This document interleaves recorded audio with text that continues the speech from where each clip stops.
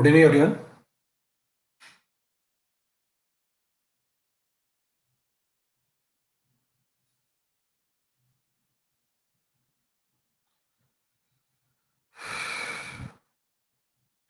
Audio video clear? Is audio video clear? Treatment of wastewater.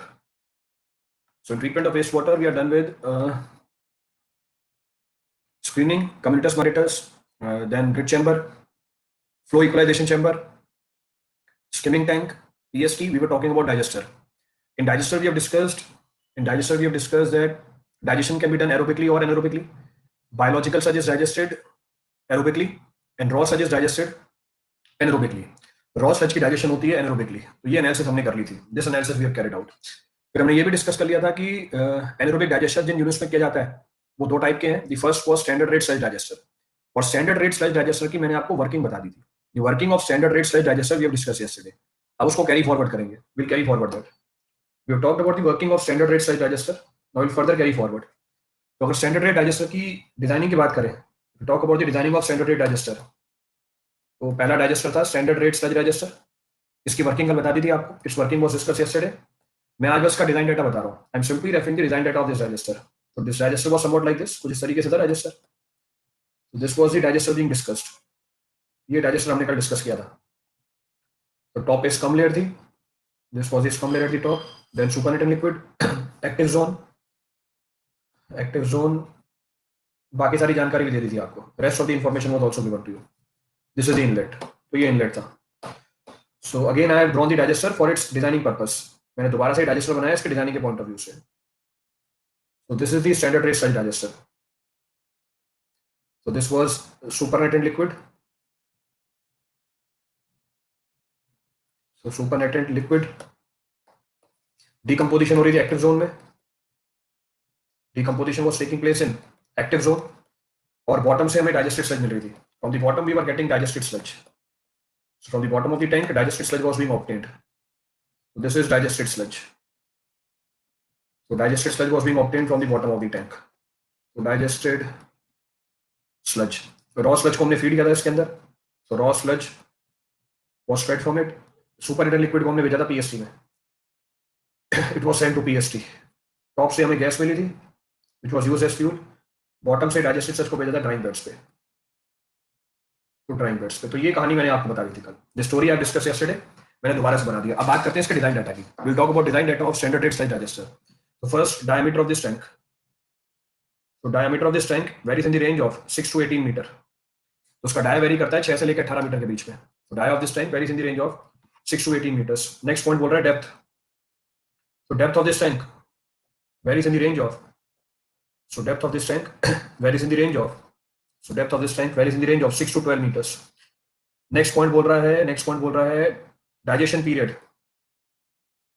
तो digestion period कितना time लगेगा सच को डाइजेस्ट होने में. तो digestion period also termed as, दूसरा नाम इसका मीन सेल रेसिडेंस टाइम. तो मीन सेल रेसिडेंस टाइम, तो also termed as mean cell residence time. तो एवरेज कितने टाइम के लिए स्लज रुकती है टैंक में. तो mean cell residence time denoted by symbol TD.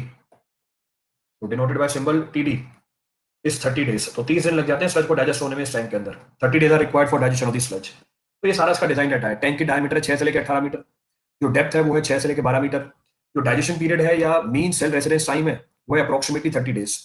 Last point बोल रहा है volume of this tank is given by V1 - 2/3 V1 - V2 into TD. So as per our code, that is Government of India manual, volume of this digester will be given by the following relationship. आप इस relation से volume निकालोगे digester का, जिसमें TD का मतलब क्या है, डाइजेशन पीरियड है या मीन सेल रेसिडेंस टाइम है. अब V1 V2 क्या होता है यहाँ पे. What is V1 V2? V1 is the volume of raw sludge fed per day. So V1 is the volume of raw sludge जो एक दिन में फीड हो रही है. So V1 is the volume of raw sludge fed per day. अब कहने का मतलब है डिस्चार्ज यही है. तो ध्यान रखना है ये डिस्चार्ज है, मैंने लिखा V1 है क्योंकि स्टैंडर्ड नोटेशन V1 है. पर इसका मतलब क्या है, एक दिन में कितनी रॉ स्लज को फीड किया. तो एक दिन में हम जो रॉ स्लज को फीड करेंगे वो एक्चुअल में डिस्चार्ज है. तो ध्यान रखना है इस चीज का वहां पे.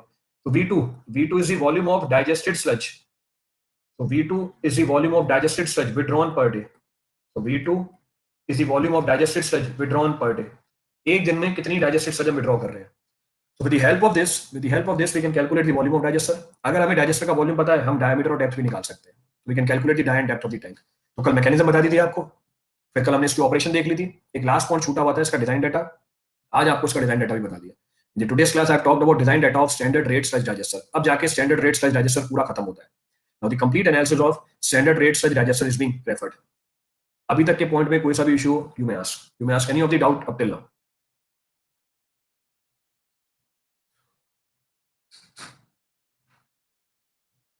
क्लियर यहां तक की कहानी? सुपरनेट एंड लिक्विड में थोड़ा कंफ्यूजन है, प्लीज। क्या कंफ्यूजन है? टू दी पॉइंट सवाल पूछा करो ना। अब आपने बोला सुपरनेट एंड लिक्विड में कंफ्यूजन है, फिर मैं पूछूंगा क्या कंफ्यूजन है, फिर आप वापस लिखोगे। टू दी पॉइंट सीधा सवाल लिख दिया करो शुरू में। क्या दिक्कत है सुपरनेट एंड लिक्विड में?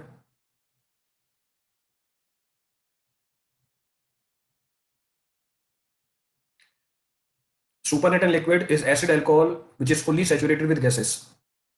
Supernatant liquid एसिड और अल्कोहल्स हैं जो फुल्ली सैचुरेटेड हैं गैसेस से। तो डाइजेशन के टाइम पे एसिड अल्कोहल बनी, उस एसिड अल्कोहल की डेंसिटी इस वजह से कम होती है तो वो ऊपर आ गई। ये फुल्ली सैचुरेटेड है गैसेस से। क्लियर? चलिए आगे बढ़ते हैं। तो first type of digester we have covered, पहला डाइजेस्टर हमने कंप्लीट कर दिया है। Now we talking about second type of digester. Second of the type of digester इस स्टैंडर्ड रेट के बाद है high rate digester. Again very important from your understanding purpose. So high rate sludge digester, क्योंकि इसमें जो working है वो आगे भी काम आती है बहुत सारे यूनिट्स में।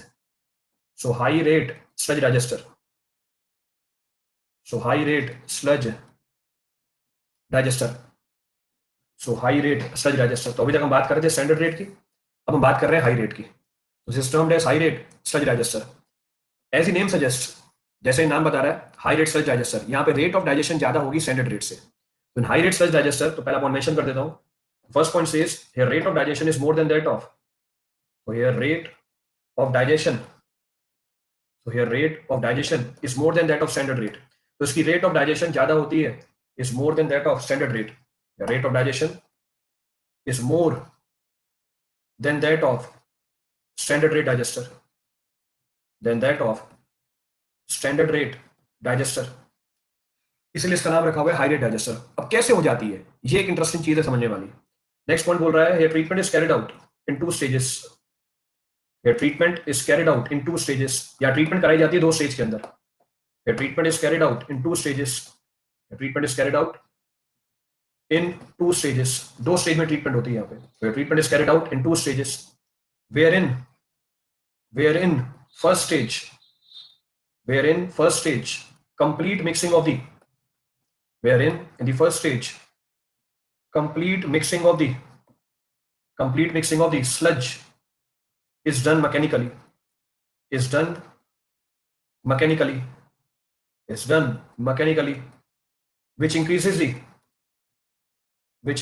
the opportunity of contact, which increases the opportunity of contact between organic matter and microorganisms, hence increases rate of digestion, hence increases rate of digestion. चलिए मैंने पूरी स्टोरी लिख दी है, उसको समझने की कोशिश करते हैं। hence increases rate of digestion. we'll try to understand the entire story कि हाई रेट डाइजेशन में रेट कैसे बढ़ जाती है। मेंशन तो कर दिया, अब इसको टेक्निकली समझने की कोशिश करते हैं। तो हाई रेट डाइजेशन में ट्रीटमेंट होती है 2 स्टेज के अंदर। High rate digestion treatment is being carried out in 2 stage. तो ये पहली स्टेज है, जैसे स्टेज 1। तो स्टेज 1 में हमने फीड किया रॉ स्लज को, तो स्टेज 1 में फीड किया रॉ स्लज को। What is raw sludge? Chat को इनेबल कर दिया है, जो भी डिस्कशन हो रही है उसमें पार्टिसिपेट करते जाओ। What is the meaning of raw sludge? Raw sludge का मतलब क्या होता है? तो हमने स्टेज 1 में रॉ स्लज को फीड किया, तो what is the meaning of raw sludge? Sludge obtained in PST. तो वो स्लज जो हमें पीएसटी में मिलती है उसे हम क्या बोल सकते हैं? उसे हम रॉ स्लज बोल सकते हैं। इसके 2 नाम और बताए थे, इसके 2 नाम और बताए गए थे। कौन कौन से 2 नाम और थे? इसके 2 नाम और थे, कौन कौन से थे? It is also termed as what? इसको और क्या बोला जाता है? इसको बोला जाता है 1 डिग्री स्लज और प्राइमरी स्लज। बिल्कुल सही बात है। It is also termed as 1 degree sludge और प्राइमरी स्लज। ये 1 डिग्री स्लज भी कहलाती है, प्राइमरी स्लज भी कहलाती है। तो हम क्या करते हैं, स्टेज 1 के अंदर रॉ स्लज को फीड कर देते हैं। तो स्टेज 1 में रॉ स्लज को फीड किया और मिक्सिंग कर दी mechanically. We have induced mixing mechanically. तो हमने स्टेज 1 में रॉ स्लज को फीड किया और मिक्सिंग कर दी मैकेनिकली। तो अंदर मिक्सिंग दिख रही है आपको। अब जरा मुझे बताओ, what was the purpose of mixing in flocculation tank? What was the purpose of mixing in flocculation tank? Flocculation tank में मिक्सिंग का क्या पर्पस था? What was the purpose of mixing in flocculation tank? Flocculation tank discuss किया हुआ हमने detail में। उस flocculation tank में मिक्सिंग का क्या पर्पस था? To increase the chances of contact, chances of contact बढ़ाने किसके, to increase the chances of contact of what, flocculation tank में मिक्सिंग करने हमने किसके चांसेस ऑफ कॉन्टैक्ट को बढ़ाया था, by inducing the mixing in flocculation tank, chances of contact of whom was increased, chances of contact of sticky precipitate with suspended particle was increased. हमने sticky precipitate की contact opportunity बढ़ा दी थी किसके साथ, suspended particle के साथ, ताकि flock बन जाए. तो जो चीज हमने फ्लोकुलेशन टैंक में करी थी मिक्सिंग को इंड्यूस करके, एग्जैक्टली वही चीज यहां पर भी की जाती है. So here also mixing is being done for the same purpose. यहां पर भी मिक्सिंग की जाती है सेम पर्पस के लिए. बस फर्क ये है कि यहां पर कोई स्टिकी प्रेसिपिटेट नहीं है और यहां पर कोई सस्पेंडेड पार्टिकल नहीं है. जहां पर हम अपॉर्चुनिटी ऑफ कांटेक्ट बढ़ाते हैं ऑर्गेनिक मैटर और माइक्रो ऑर्गेनिज्म्स के बीच में. तो हमने स्टेज वन में रॉ स्लज को फीड किया. We have fed in stage one raw sludge. We have induced the complete mixing in stage one mechanically. By inducing this mixing, opportunity of contact between organic matter and microorganisms is increased. It means what is the advantage of this? The advantage of this is now microorganisms will not have to waste the time to find the organic matter which is present in the sludge. पिछले case में, in the previous case, see this diagram. In the previous case, sludge was fed at one point. Sludge was fed at one point. Sludge was having organic matter. Sludge में क्या होता है? Organic matter होता है. And this organic matter is decomposed by the action of microorganisms present in the active zone. So in the previous case, microorganisms have to find organic matter on their own. पिछले case में microorganisms को organic matter खुद ढूंढना है, which consumes time. But in this case, what we have done, as soon as sludge enters into the tank, so as soon as sludge enters into the tank, mixing is induced. It means now there is a perfect contact between organic matter and microorganisms. It means the wastage of the time which was being observed in the previous case is eliminated here. It means the time required for decomposition will now be reduced. If time required for decomposition is reduced, comment upon rate of digestion. If time required for decomposition is reduced, comment upon rate of digestion. The rate of digestion will increase. Thereby it is termed as what? इसीलिए इसे क्या बोलते हैं? So thereby it is termed as high rate digester. इसीलिए इसको rate of digestion यानी high rate digester के नाम से बुलाया जाता है. अब मुझे ये बताओ, in real terms, does rate of digestion is increased in this tank? In real terms, does rate of digestion is increased in this tank? क्या real terms में rate of digestion बढ़ी है? क्यों नहीं बढ़ी है? In real terms, there is no increase in rate of digestion. Still, the rate of digestion is same. But how come the time required is less? How come the time required is less for decomposition? In this case, also in absolute term, rate of digestion is same, but the time required is less for decomposition. Reason being, the wastage of the time is reduced. क्योंकि time कम लग गया, इसका नाम हमने क्या रखा हुआ है? हाई रेट डाइजेस्टर रखा हुआ है. Thereby the name comes high rate digester. तो यहाँ पे हमने रेट ऑफ डाइजेशन को बढ़ाया कंसेप्चुअली क्या करके? कंसेप्चुअली मिक्सिंग इंड्यूस करके इन active zone. So the only difference between high rate digester and standard rate digester is that in stage one we induce the mixing mechanically. हम mixing को induce करते हैं mechanically, by which homogeneous environment is created, because of which opportunity of contact between the two organic matter and microorganism increases. Hence time required is less, thereby rate is more. इसलिए rate ज्यादा लगती है. अब कोई सा भी point repeat करना हो इसमें से, any of the point to be referred from this for anyone. So the second option available for digestion is termed as high rate digester. Now give me the advantage of high rate digester. If rate of digestion is increased, what is the advantage of this? Why we have increased the rate of digestion? What is the advantage being obtained from it? इससे फायदा क्या मिला हमें? So time required will be less. So what? If time required for digestion is reduced, what is the advantage being derived? Advantage क्या मिला हमें? Efficiency ज़्यादा नहीं आएगी. Efficiency will not be more. So in high rate digester, efficiency is not more. In high rate digester, rate of digestion is more. So if time required for digestion is less, what is the advantage being derived? The advantage being derived is for treatment of same quantity of sludge, volume of the tank required will be reduced. उतनी ही sludge को treat करने के लिए दोनों टैंकों का volume पिछले वाले टैंक से क्या निकल के आएगा? कम निकल के आएगा. So the advantage of high rate digester is rate of digestion will be increased. Hence, for treatment of same quantity of sludge, volume required for treatment will be reduced. तो ये टैंक हम आज के टाइम पे provide करते हैं because in today's time practically in cities space is very limited. Space बहुत ही कम होती है. क्योंकि स्पेस कम होती है इसलिए हमें छोटे टैंक बनाने पड़ते हैं. In order to reduce the size of the tank, we go for high rate digester. हम high rate digester यूज करते हैं. क्लियर है पूरी कहानी? कोई सा पॉइंट रिपीट करना उसमें से? So the entire working of high rate digester we have discussed. Now the point is what is the design data? Design data can be referred separately. Design data को आप separately refer कर सकते हो. So this is the volume of stage 1. This is the volume of stage 2. The volume of stage 2. So this is the volume of stage 1 and volume of stage 2. तो फर्क है designing के अंदर, तो design data change कर दिया इसका. तो design data is being changed. Active zone है तो सही इसके अंदर. Stage 1 is active zone. Stage 1 is active zone. TD1 is 10 to 15 days and TD2 is 10 to 12 days. Values fix नहीं है, वेरी कर सकती हैं. वैल्यूज में वेरी, थोड़ी बहुत वैल्यूज वेरी कर सकती हैं, उसमें कोई इशू नहीं है. It means what the total time required for digestion, total time कितना लग रहा है ट्रीटमेंट को पूरा होने में. So what the total time coming out for the treatment of this sludge in this case? What the total time in this case coming out? Total time comes out to be 20 to 25 days.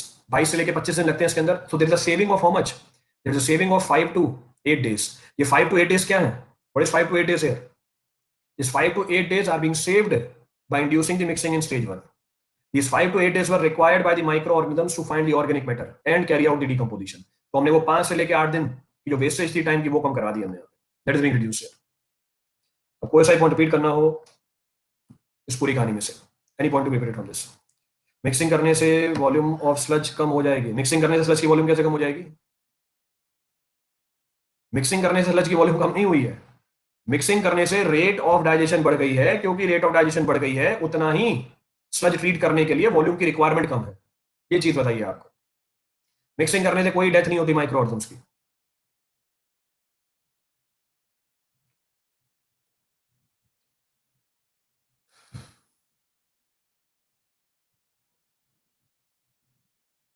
Equation codal provision है. Equation is codal provision. Digested sludge quantity will also be more as compared to standard digester. Why digested sludge quantity will be more? अभी तो discuss किया कि sludge की digestion तो उतनी हुई है. For treatment of same quantity of sludge time required will be less. Time कम लगा है. स्लज की क्वांटिटी थोड़ी ज्यादा और कम हो जाएगी. Quantity of sludge will not increase और decrease, it will remain same. Digestion zone thermally insulated होती है ताकि डाइजेशन के टाइम पे जो हीट प्रोड्यूस हो रही है वो बाहर नहीं जा पाए. It is not able to escape out. पहले वाले में टाइम रिक्वायर्ड कितना है? ये देखो पहले वाले में टाइम रिक्वायर्ड कितना है. मेंशन किया हुआ डिजाइन डाटा.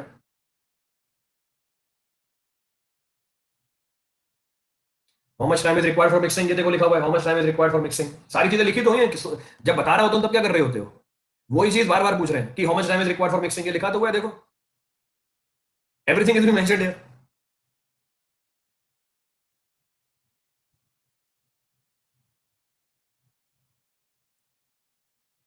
चलिए आगे बढ़ते हैं.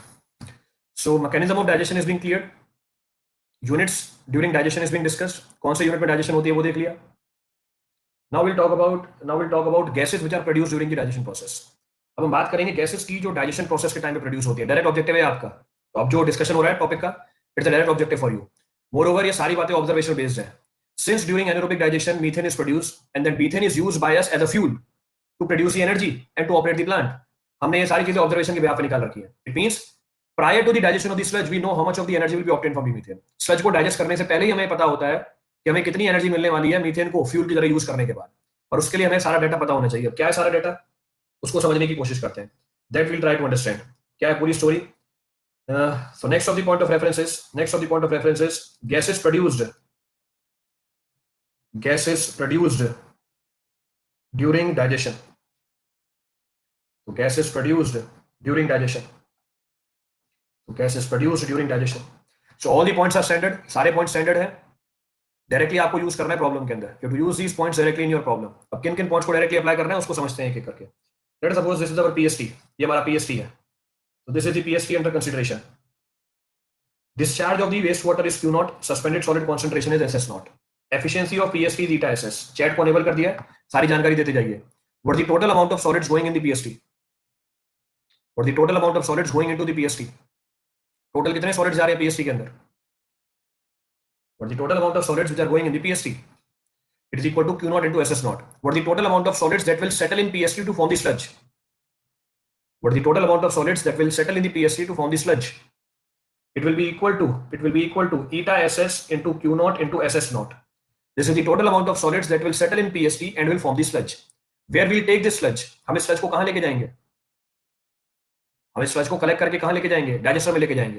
तो डाइजेस्टर में कितने सॉलिड्स आ रहे हैं? In digester total solids which are coming is eta SS into Q naught into SS naught. Out of total solids that goes into the digester, it is observation है 70% of the solids are volatile and 30% are non-volatile. So out of total solids that goes into the digester from PST, 70% are volatile solids and 30% are non-volatile solids. Non-volatile मतलब fixed solids or you can say inorganic solids. Next point क्या बोल रहा है? Out of total volatile solids, 65% are reduced to gases. जितने भी volatile solid होते हैं उसमें से 65% गैस में रिड्यूस हो जाते हैं. फिर से ऑब्जर्वेशन है, इसके आसपास की वैल्यू निकल के आती है. And 35% forms digested sludge. So 35% forms digested sludge. So what is the amount of volatile solids in digested sludge? What is the amount of volatile solids in digested sludge? अभी फिर से मैंने बोला था ये सारी वैल्यूज कहां से आ रही है. राहुल कुमार पूछ रहा है कैसे पता चलती है ये जब वो आपने वो देखा होगा दूरदर्शन पे वो आती थी, क्या कहते हैं, महाभारत आती थी, तो आकाशवाणी होती थी. तो ये आकाशवाणी हुई थी इसकी. जब आकाशवाणी हुई थी फिर हमें पता चला था कि यदा यदा ही धर्मस्य volatile solids formed in digested sludge will be 35%. इसको हिंदी में कन्वर्ट कर देना, कन्वर्टेड हिंदी. तो ये हमें वैसे पता चला था. अभी शुरू में बताया कि सारी वैल्यूज ऑब्जर्वेशनल है. फिर सवाल पूछ रहा है सर ये वैल्यूज कहां से आई पता चले लिए में, how this values are being known to us. शुरू में बता के आया हूं कि ये सारी वैल्यूज ऑब्जर्वेशनल हैं, हमने ऑब्जर्व की हुई हैं. We have observe these values. So what is the amount of volatile solids in digested sludge. Digested sludge में वोलेटाइल सॉलिड्स कितने हैं? डाइजेस्टेड स्लज में वोलेटाइल सॉलिड्स कितने हैं? 35%. डाइजेस्टेड स्लज में नॉन वोलेटाइल सॉलिड्स कितने हैं? डाइजेस्टेड स्लज में नॉन वोलेटाइल सॉलिड्स कितने हैं? डाइजेस्टेड स्लज में नॉन वोलेटाइल सॉलिड्स कितने हैं? 30% है. 100% है. नॉन वोलेटाइल सॉलिड का मतलब होता है इनऑर्गेनिक सॉलिड, और इनऑर्गेनिक सॉलिड डिकम्पोज नहीं होता, सिर्फ ऑर्गेनिक सॉलिड डिकम्पोज होगा. तो अगर ये डिकम्पोज नहीं होगा सारा का सारा कहां मिलेगा? 100% of the non volatile solids will be there in digested sludge. तो हमें 100% सॉलिड्स मिलेंगे. So 100% of non-volatile solids will be there in digested sludge. इसका मतलब what is the total weight of solids in digested sludge? What is the total weight of solids in digested sludge? 100% of non-volatile and 35% of volatile. तो digested sludge में total weight of solids कितना होता है? 100% of non-volatile and 35% of volatile. अभी हमारा point of discussion weight of solids नहीं है digested sludge में. अभी हमारा point of discussion क्या है? Gases है. तो अभी हमारा point of discussion gases है, तो मेरा सारा focus gases के ऊपर है. I am focusing on gases only. पर एक एडिशनल जानकारी दे दी आगे यूज करने के लिए कि जो डाइजेस्टेड स्लज है उसमें सॉलिड्स का वेट क्या होता है. Clear? Now come back to gases. हमारी बात चल रही थी गैसेस के बारे में. फिर से ऑब्जर्वेशन है. Again it is observation. तो it is observation that total amount of gases that will be formed, total gases जो प्रोड्यूस होंगी will be either 0.6 meter cube per kg. तो total amount of gases that will be formed will be either 0.6 meter cube per kg of volatile solid present. जरा मुझे बताना इस बात का मतलब क्या है. Volume of gases will be 0.6 meter cube per kg of volatile solid present. It means what? क्या मतलब हुआ इस बात का? अगर 1 किलो volatile solid present है तो गैस कितनी बनेगी? अगर 1 किलो volatile solid present है तो गैस कितनी बनेगी? How much of the gas will be formed? 0.6 meter cube. तो फिर से ऑब्जर्वेशनल बेस्ड डाटा है, एम्पिरिकली निकाला हुआ है हमने. हमारे स्लज में कितने volatile solid present थे? हमारे स्लज में कितने वोलेटाइल सॉलिड प्रेजेंट थे? हमारे स्लज में कितने वोलेटाइल सॉलिड प्रेजेंट थे? अरुण 35% नहीं है. हमारे स्लज में कितने वोलेटाइल सॉलिड थे? 70% थे, ये लिखे हुए. 70% of total solids were volatile. तो हमारे सिस्टम में कितनी गैस बनेगी? 0.7 times of W into 0.6. So this is the volume of gas produced, 0.42 W. So total volume of gas produced will be 0.42 W. What is the meaning of 0.42 W? 0.42 times the weight of the solids present in the sludge. W का मतलब क्या था? What was the meaning of W? Total weight of the solids in the sludge. तो आप इस relation को directly use कर सकते हो प्रॉब्लम में गैस की वॉल्यूम को निकालने के लिए. दूसरा तरीका, volume of gas can also be computed as 0.9 meter cube per kg of volatile solid reduced to gases. So 0.9 meter cube per kg of volatile solid reduced to gases. अब इस बात का मतलब क्या है? इस बात का मतलब यह है कि अगर 1 किलो वॉलेटाइल सॉलिड गैस में रिड्यूस हुआ तो गैस बनेगी कितनी? 0.9 मीटर क्यूब. हमारे सिस्टम में कितने वॉलेटाइल सॉलिड थे? हमारे सिस्टम में 70% of the solids were volatile. In our system 70% of the solids were volatile. 70% solid volatile थे. इसमें से रिड्यूस कितने हुए गैसेस में? How many of them were reduce to gases? इसमें से 65% गैस में रिड्यूस हुए. तो अगर इतने सॉलिड गैस में रिड्यूस हुए तो गैस कितनी बनेगी? इसका 0.9 टाइम्स. सिंप्लीफाई करके निकाल लो कितना आ रहा है. Simplify and calculate, you will get the same result. Approximately same result निकल के आ जाएगा. It comes out to be 0.41 W. तो आप दोनों में से कोई एक रिलेशन यूज कर सकते हो. You can use either one of the two relationship. दोनों में से दोनों रिलेशन वैलिड होती है. Both the relationship are valid. Clear है चीज? दोनों में फर्क निकल के आता है 2 या 3% का. There is hardly a change of 2 to 3%. तो ये डाटा हमने खुद एनालाइज कर रखा है ऑब्जर्वेशन के बिहाफ पे. तो अब हमें टोटल वॉल्यूम ऑफ गैस पता चल गई. I know the total volume of gas. तो ये टोटल वॉल्यूम ऑफ गैस निकल के आ गई. फिर से जितनी भी गैस बनती है, whatever is the amount of gas which is formed, so whatever is the amount of gas which is formed, again it is observation. इसमें से 65 to 70% मीथेन निकल के आती है और 30% होती है carbon dioxide. So 65 to 70% of the gas which is formed is methane, 30% is carbon dioxide. And calorific value of methane is 8600 kilocalorie per meter cube. क्या मतलब है इस बात का? What is the meaning of this? The calorific value of methane is 8600 kilocalorie per meter cube. What is the meaning of this? 8600 kilocalorie per meter cube. इसका मतलब अगर हम 1 मीटर क्यूब मीथेन को बर्न करें, energy produce will be 8600 kilo calorie. We know total volume of gas, we can calculate the volume of methane, we can calculate the calorific value of methane. हम total calorific value निकाल सकते हैं इसके अंदर. तो ये सारी जानकारी हमने ऑब्जर्वेशन के ब्याज पे निकाली हुई है. आप डायरेक्टली इसको सवालों में अप्लाई कर सकते हो. You can apply this directly in the problem. अभी तक के पॉइंट में कोई सी भी चीज रिपीट करनी हो. Any point to be referred up till now from this entire story. When 1 meter cube of methane is produced. ठीक है,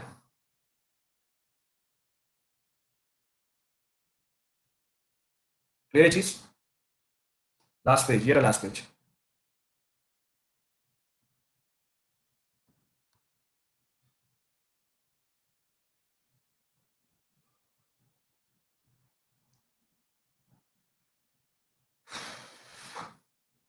बिल्कुल ऑब्जर्वेशनल है, कोई लॉजिक थोड़ी है उसके अंदर कि मीथेन 8600 किलो कैलोरी एनर्जी क्यों देता है.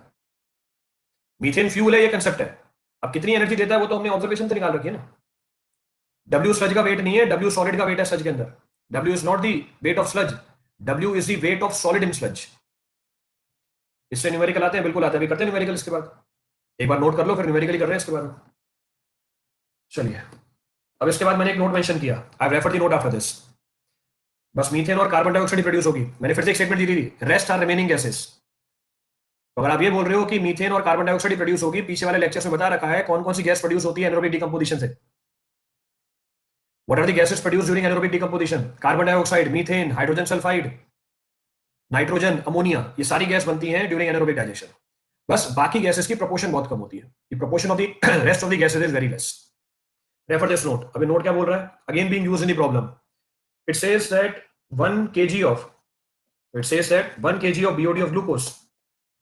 So 1 kg of BOD of glucose produces 0.35 meter cube of methane. Again can be used directly in your problems. Directly आपके सवालों में यूज होगी है. So 1 kg of BOD of glucose produces 0.35 meter cube of methane. अब क्या किया हमने यहाँ पे? फिर से मैंने आपको ऑब्जर्वेशन के बिहाफ पे ये बता दिया कि अगर एनारोबिक डिकम्पोजिशन हुई हमारे वेस्ट वाटर के अंदर जो हो रही है, लास्ट में एंड प्रोडक्ट बनता है glucose. So last of the end product of the decomposition of organic matter is glucose. तो ये हमारा ग्लूकोज है. और डिकम्पोजिशन जब एनारोबिक होती है ग्लूकोज की, it leads to the formation of methane and carbon dioxide. तो ये जो कार्बन डाइऑक्साइड और मीथेन बन रही है, क्यों बन रही है? क्योंकि ग्लूकोज की एनारोबिक डिकम्पोजिशन हुई है. तो आप डायरेक्टली ये कैलकुलेट कर सकते हो. यू कैन कैलकुलेट दिस, और ये कैलकुलेशन आपको मेंस में बताई जाएगी. तो उसकी डेरिवेशन कर सकते हैं. क्या डेरिवेशन कर सकते हैं? That 1 kg of BOD of glucose produces 0.35 meter cube of methane. इसका मतलब मैंने इस नोट में मीथेन की वॉल्यूम को वेस्ट वाटर की कौन सी प्रॉपर्टी से लिंक किया हुआ है? मैंने मीथेन की वॉल्यूम को वेस्ट वाटर की किस प्रॉपर्टी के साथ लिंक किया हुआ है? I have linked the volume of methane with which property of waste water? With BOD of the waste. और पीछे वाले केस में हमने मीथेन की वॉल्यूम को किससे लिंक कर रखा है? पीछे वाले केस में हमने मीथेन की वॉल्यूम को किससे लिंक कर रखा है? एनर्जी से लिंक कर रखा है. भगवान, पीछे वाले केस में हमने मीथेन की वॉल्यूम को सस्पेंडेड सॉलिड कॉन्सेंट्रेशन के साथ लिंक किया हुआ है. We have linked the volume of the methane with the concentration of suspended solid. अब मुझे बताओ, दोनों में से कौन से केस में मीथेन ज्यादा प्रोड्यूस होगी? सस्पेंडेड सॉलिड वाले केस में या BOD वाले केस में? कहां वॉल्यूम ऑफ मीथेन ज्यादा प्रोड्यूस होगा? सस्पेंडेड सॉलिड वाले में या BOD वाले में? वो देखो जवाब भी दे रहे हैं, सस्पेंडेड सॉलिड वाले में. भगवान, ये भी जुमसी भी बोल रही है तन्ना सस्पेंडेड सॉलिड में. कांट से ये एक और आया, अश्विनी कांट से. भगवान, एक ही प्लांट है, उस प्लांट में हमने स्लज की डाइजेशन कराई और मीथेन प्रोड्यूस हुई. जो मीथेन प्रोड्यूस हुई उसको हमने एनर्जी बनाने के लिए यूज कर लिया. मैंने सवाल ये पूछा कि जो मीथेन की वॉल्यूम प्रोड्यूस हुई है, ये मैंने सस्पेंडेड सॉलिड वाले कंसेप्ट से निकाला और BOD वाले कंसेप्ट से निकाला. कहां से ज्यादा आएगा? अरे सेम ही तो आएगी वॉल्यूम ऑफ मीथेन. कैलकुलेट जैसे मर्जी करो. The volume of methane produced from either of the case will come out to be same. बस कैलकुलेट करने का तरीका अलग अलग कर रखा है हमने. ये तो एस्टिमेशन का तरीका है ना, पर जो मीथेन बनेगी वो तो सेम ही बनेगी. The amount of methane formed will be same, उसमें कोई चेंज नहीं आएगा. There will be no change in that. Clear है चीज? रिपीट करना है इसके लिए कुछ भी? अब any point to be refer from this for anyone? चलो इसको अप्लाई करके बताओ, अप्लाई दिस। अब जो भी डिस्कस किया है एक बार उसे अप्लाई करके देखते हैं कि समझ में आई है या नहीं समझ में आई है बात। सो प्रॉब्लम, प्रॉब्लम क्या है, प्रॉब्लम क्या है, प्रॉब्लम समझनी है हमें, problem is to be understood. चलिए, so compute, compute the efficiency of, compute the efficiency of PST provided in sewage treatment plant, in sewage treatment plant, in sewage treatment plant for removal of, for removal of suspended solids, for removal of suspended solids, for removal of suspended solids, if if COD influent is 2000 milligram per liter,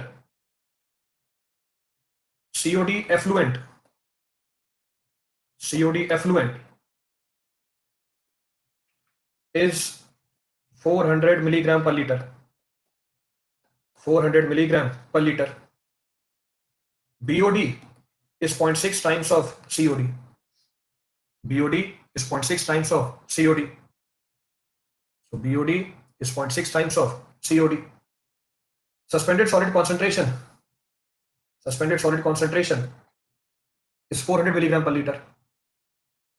Is 400 milligram per liter. Plant is designed for the treatment of, plant is designed for treatment of 10 mld of wastewater, 10 mld of wastewater, 10 mld of wastewater. Assume, assume methane produced, assume methane produced is 75%, methane produced is 75%, is 75% of total volume of gas, total volume of gas generated during digestion, generated during digestion. Next part, also compute fuel value of this sludge, fuel value of this sludge. चलिए calculate the problem, देखो data दिया हुआ है, calculate करके बताइए क्या है, simplify and calculate.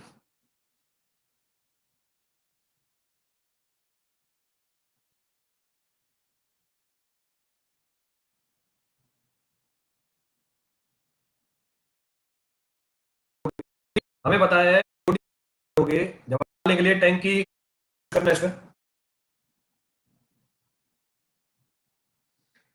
चलिए कैलकुलेट करते हैं इसे। What the concept to be used, क्या कंसेप्ट यूज करना है इसमें, लो स्लाइड शिफ्ट हो गई। What the concept to be used, efficiency निकालने के लिए टैंक की क्या कंसेप्ट लगाना पड़ेगा हमें, जो भी इससे पहले डिस्कस किया था। क्या डिस्कस किया था, जब आप मीथेन की वॉल्यूम कैलकुलेट करोगे, जब आप मीथेन की वॉल्यूम कैलकुलेट करोगे, ये 80% निकाल भी दिया इतने लोगों ने, देखते हैं पहले सही है या नहीं है। जो मीथेन की वॉल्यूम कैलकुलेट होगी by the use of BOD concept and suspended solid concept should come out to be same. ये कंसेप्ट लगेगा इसके अंदर। इस कंसेप्ट के बेहास पे आपको एफिशिएंसी निकालनी है।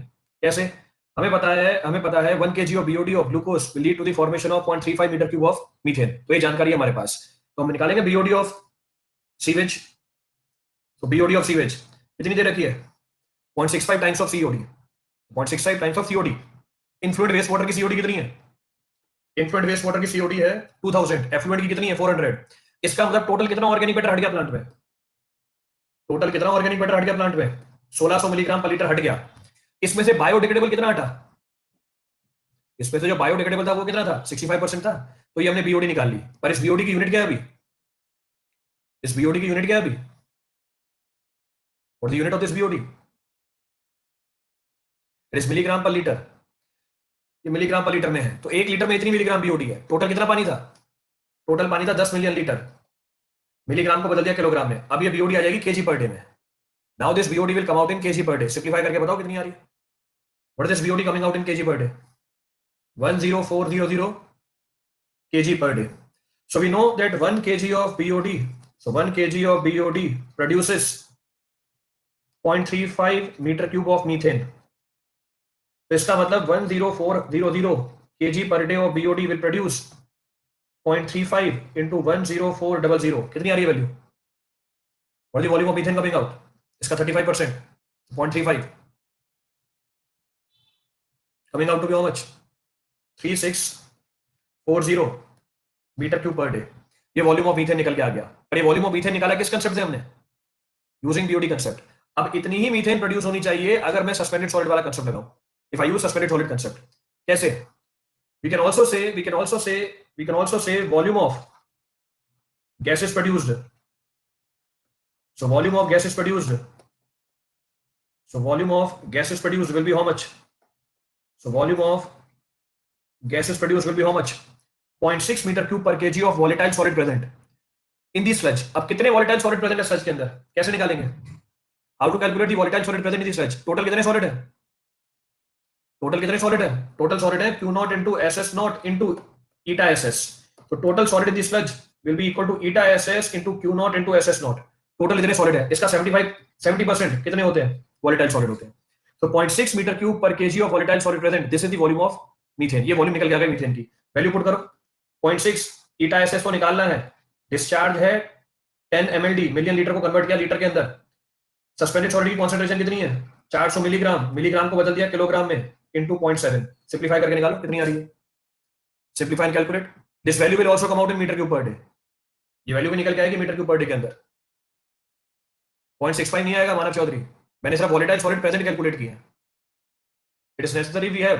चीनू मैंने पीछे बताया था, जब एनारोबिक डिकम्पोजिशन होती है किसी भी ऑर्गेनिक मैटर की, लास्ट में ग्लूकोज बनता है.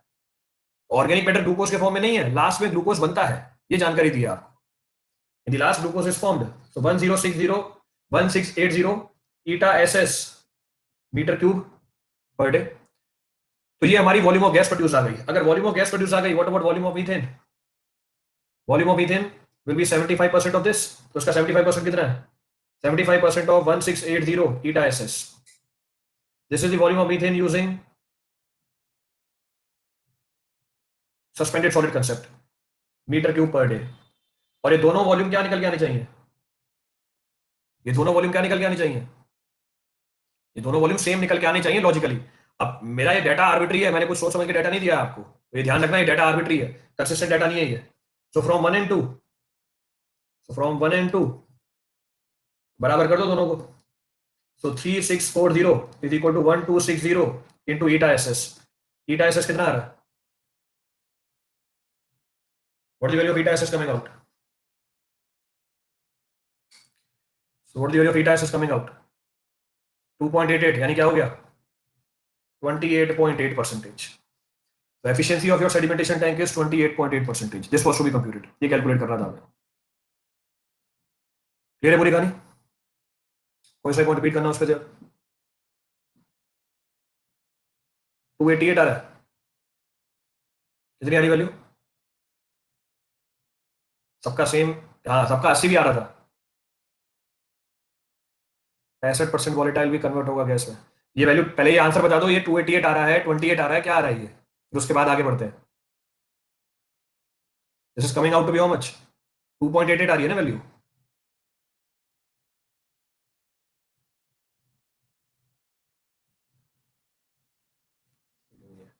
2.88 वैल्यू आ रही है. अगर 2.88 वैल्यू आ रही है, ये चीज प्रैक्टिकली पॉसिबल नहीं है. अगर 2.88 वैल्यू आ रही है, ये चीज प्रैक्टिकली पॉसिबल नहीं है. एफिशिएंसी किससे कम होनी चाहिए?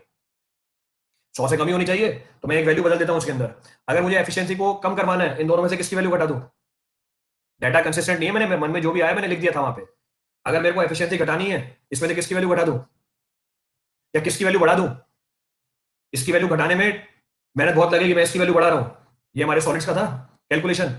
तो अगर मैं इसकी वैल्यू बढ़ा दूंगा, एफिशिएंसी क्या हो जाएगी? बढ़ जाएगी. मैं सस्पेंडेड सॉलिड की कॉन्सेंट्रेशन ही बढ़ा रहा हूं. आपकी वैल्यू कितनी आ रही है? 400 है ये. तो ये 400 की जगह 288, इसका कर दिया मैंने 4 गुना. तो ये मैंने सस्पेंडेड सॉलिड कॉन्सेंट्रेशन कर दी, let us suppose 1600 milligram per litre. मैंने सवाल में कॉन्सेंट्रेशन को बढ़ा दिया ताकि डाटा कंसिस्टेंट हो जाए, 1600 मिलीग्राम पर लीटर. अब आपकी कैलकुलेशन में ज्यादा चेंज नहीं आएगा, तो ये 1600 मिलीग्राम पर लीटर है। 4 गुना कर दो इसे, कितना आ रहा है 4 गुना करने पे? इसको 4 टाइम्स कर दिया मैंने, it is coming out to be how much? वो कैलकुलेशन लंबी बढ़ जाती। 6720, इसका मतलब ये है 6720, ये है 67, ये वैल्यू कितनी आ रही है 6720 से मल्टीप्लाई करने के बाद? 75% ऑफ दिस 6720 का 75% हाउ मच? 5040। अब कैलकुलेट कर लो, 100 से कम आ जाएगी value. Now the value will come out to be less than 100%। So 5040 अब कितनी आ रही है वैल्यू? 72.2%। तो ये डाटा कंसिस्टेंट है। So 72.2 percentage. So 72.2 percentage. So this is the efficiency of your sedimentation tank. ये efficiency है हमारे sedimentation tank की। कोई सा भी point repeat करना हो पूरी कहानी में से? Any of the point to be referred from the entire story. So the concept used in the problem was that volume of the gas produced from either of the method should come out to be same. दोनों तरीकों से volume same निकल के आनी चाहिए। सुपरनेटेड liquid के acid PST में जाते हैं तो कौन सी प्रॉब्लम की बात कर रहे हो बताओ ना। जब भी सवाल पूछते हो अभी बोला पूरी चीज बता करो, आधी चीज मत बोला करो। क्या प्रॉब्लम की बात कर रहे हो? Which problem you are talking about?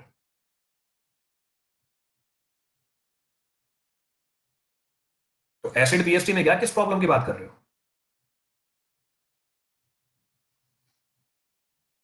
First step repeat कर दो। फर्स्ट स्टेप ये वाला स्टेप बोल रहे हो? कौन है? Krishna Kumar. Krishna Kumar, you are asking about this step. सवाल में दे रखा था influent COD is 2000, effluent COD is 400। It means how much of the COD is removed in the plant? COD removed in the plant is influent minus effluent, 1600 milligram per litre. COD is an indicator of total organic matter. And the problem says 65% of the COD was VOD. It means out of total organic matter, biodegradable organic matter was 65%. It means with the help of this, we have calculated the total BOD of the wastewater sample. हमने total जो organic matter हटा waste water plant में, उसकी concentration को निकाल लिया. That's concentration we have found here. Clear? चलिए second part क्या था problem का? What was the second part of the problem? What was the second part of the problem? Calorific value, और ये सबने निकाल लिया था। मतलब जो सेकंड पार्ट पूछा था वो तो आंसर निकाल के दे दिया सबने, क्योंकि वो तो कर रखा है पहले। ये चीज तो पहले देखी नहीं, और इसका आंसर सबने दे दिया था कि सेकंड पार्ट में आंसर आ गया हमारा। So calorific value, so calorific value of methane, so calorific value of methane will be how much? So calorific value of methane will be 8600 into volume of methane produced. What is the volume of methane produced? 3640. So this is the calorific value. Simplify and calculate. Simplify and calculate. What is the result coming out?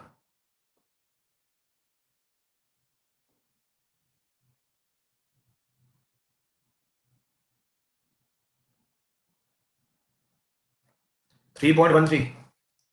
3.13 into 10 raised per how many zeros? 10 raised per 6 zeros. 10 raised per 6 zeros kilocalories per day. So 6.13 into 10 raised per 6 kilocalorie per day. So kilocalorie per day. Any of these step to be repeated from this? कोई सा भी step repeat करना उसको। 31.3 million आ रहा है। It's 31.3 million or 3.13 million? 31.3.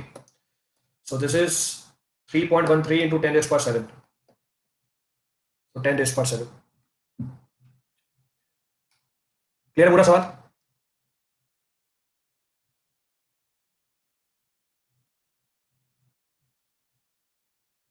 चलिए third part. Also compute the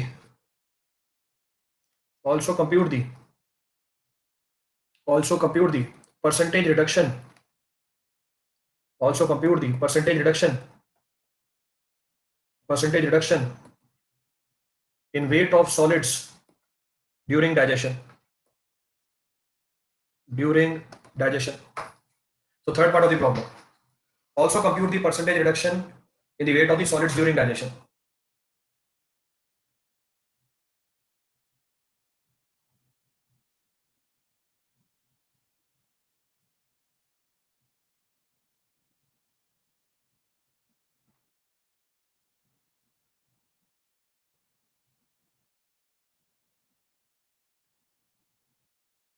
So 45.5%. चलिए, so calculate. You have to calculate the percentage reduction. So what is the weight of solids in raw sludge? What is the weight of solids in raw sludge? Weight of solids in raw sludge will be eta SS into Q naught into SS naught. Eta SS we have found. So 0.722 into 10 mld into 1600 milligram converted into kilogram. This is the weight of the solids in raw sludge, coming out to be how much? 1152 kg per day. Double one है या single one है? Double one है. So double one है, चलो double one है. Then what is the weight of solids in digested sludge? Weight of solids in digested sludge. अब मैं directly लिख रहा हूँ इसे. I'm writing this directly. ध्यान रखना है इस चीज के अंदर. 1155 है. So 1155 है. So 1155. So 11552 kg. So weight of solids in digested sludge. I'm writing this point directly. So concentrate. So concentrate on this. So weight of the solids in digested sludge. Weight of the solids in digested sludge is 100% of what? Weight of solids in digested sludge is 100% of what? Non-volatile. So 100% of non-volatile. And non-volatile solids are how much percentage of total solids? How much percentage of total solids are non-volatile? 30%. So 0.3 times. 0.3 times of what? 0.3 times of what? Total solids. And total solids I have calculated. इसको मैं भी last में multiply करूंगा. I'll multiply this quantity in the last. So plus what? Plus 35% of which solid? So 100% of non-volatile plus 35% of which solid? 35% of volatile solids. And volatile solids are how much percentage of total solids? Volatile solids are how much percentage of total solids? 70%. So this is the total percentage coming out. Total percentage of what? 1152 kg. Simplify and calculate. This is the weight of the solids in digested sludge. जिसको ये बात समझ में नहीं आई वो अलग अलग calculate कर ले. जिसको ये बात समझ में नहीं आई है वो अलग अलग कैलकुलेट कर ले. Solve separately. What is the value coming out? 6295.8 kg per day. So percentage reduction. So percentage reduction will be 1152 minus 6295.8 divided by 1152 into 100. So it should be approximately how much? कितनी आ रही value? What is the value coming out? 45.5%. 45.5%. So approximately 45% of the reduction of the solids takes place during digestion. So 45%. So सही है अनुपम Agarwal. Clear पूरी कहानी? Link चाहिए था जिनको, I am sharing the link. आपका जो टेस्ट है उसकी डेट मैंने ग्रुप पे डाल दी है. Date of the your objective